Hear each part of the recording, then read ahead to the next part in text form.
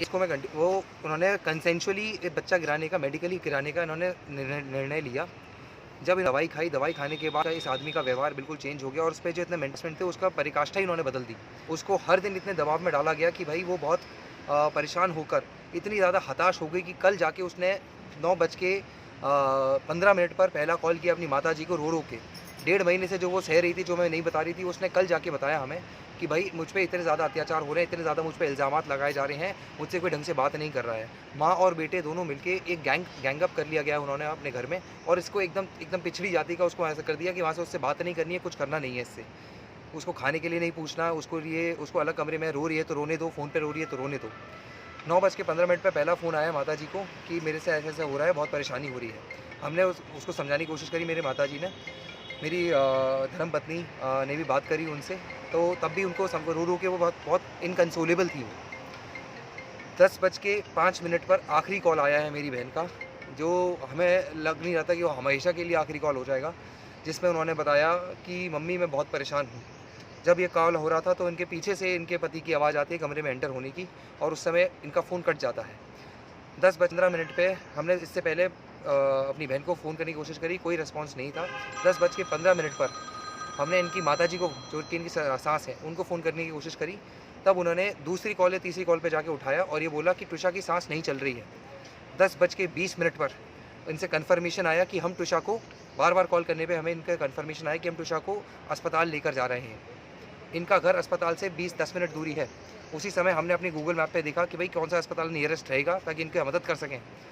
20-10 minute दूरी दिखा रहा था एम्स अस्पताल, यहीं पर ही रहते हैं ये लोग। इनको 10-20 से बाद 11:30 बजे के आसपास यहाँ पे आए हैं अस्पताल में, जहाँ पे इनका एडमिशन हुआ है और 11:30 बजे मेरी बहन को डेड ऑन अराइवल बताया है। ये भी उन्होंने इतने नॉर्मल तरीके से मुझे बताया जब इनको कॉल किया गया कि भाई क्या हुआ है, अम्मा बुलाता हूँ मैं उनको, अम्मा क्या हुआ है बता तो दो। बोलती है वो शी इज़ नो मोर, बस इतना करके सर कट आप कर क्या दिया। चाहते हो और इस मामले में कैसा क्या आप किसी को मैं चाहता हूँ इसकी, ये बहुत इन्फ्लुएंशियल लोग हैं। ये बहुत दूर से हम 10 घंटे की ड्राइव करके यहाँ पे आ रहे हैं और बहुत दूर से आए ना, हमें एकदम अनजान शहर है हमारे लिए। ये इस शहर के बहुत नामी गिरामी लोग हैं जिनके आधे बहुत पहचान वाले हैं। एक्स रिटायर्ड जज है ये, इनके जो हस्बैंड था वो भी एक वकील है। तो हम बस इतना चाहते हैं कि इस पे सख्त से सख्त कार्रवाई हो और एकदम बिल्कुल ट्रांसपेरेंट इस पे पूरी जाँच हो इसकी। मेरी बहन ट्विशा शर्मा की शादी मार्च 2025 में हुई थी मिस्टर समर्थ सिंह से। शादी के बाद मेरी बहन नौकरी छूटने के कारण उससे तभी से बहुत अटैच और मेंटेसमेंट किया जाने लग गया।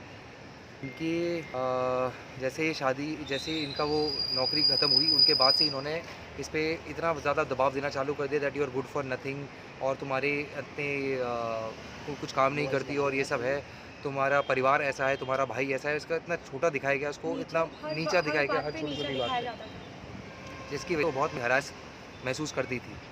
मार्च महीने में हमें खबर मिली थी, मार्च एंड या अप्रैल के महीने में, अप्रैल के महीने में हमें खबर मिली कि इनकी एक अनप्लान्ड प्रेगनेंसी हुई, जिसमें उनका ये सोच विचार था कि वो ना करें इसको, इनका, क्योंकि उसका पूरा एक औरत का अधिकार होता है कि वो कब बच्चा करना चाहती है, सिर्फ उसका अधिकार होता है और शायद उसके पति का भी थोड़ा से होता है।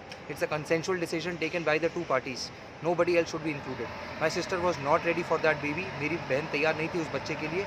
उसने हमें घर पे बताया कि भाई ये ऐसा-ऐसा मुझ पे बहुत दबाव डाला जा रहा है। मेरे बहन की सास के बड़े बेटे कि वो भी, उनकी शादी भी टूट चुकी है, यही बात बोल के कि भाई आप एक बांझ औरत है और 5 साल से बच्चा करके नहीं दे रही हैं। ये इनका बैकग्राउंड है ऐसा। जैसे ही बच्चे को दबाने की बात आई तो इन्होंने बहुत हाथ पैर मारे और उसको बहुत दबाव डाला गया, जिसमें वो उस दबाव में आके उन्होंने हमें बताया, तो हमने उनको बोला तो आप इधर आ जाइए। अब हमें अपने घर पे बुलाया।